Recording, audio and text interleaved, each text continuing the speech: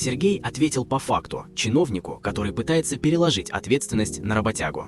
По-хорошему Это надо другие вообще дороги деньги, другую делать. Другие деньги. Дорогу новую сделать, а эту отсыпать. Так это по ходу дела правую, потом левую сторону. Так а мы с вами как его планировали, если вы не знаете? У вас по проекту организации строительства. Вы не поняли, он не заказчик и не подрядчик. Он работник. У него есть план, который он должен выполнить, отчитаться и закрыть документы. Правильно. Это вы должны думать головой, а не он. Он должен зарабатывать деньги для своей семьи, для Всё своих правильно, детей. вот так. Понимаешь? А и с него спрашивать-то не надо. Это не он тут ни при чем. Про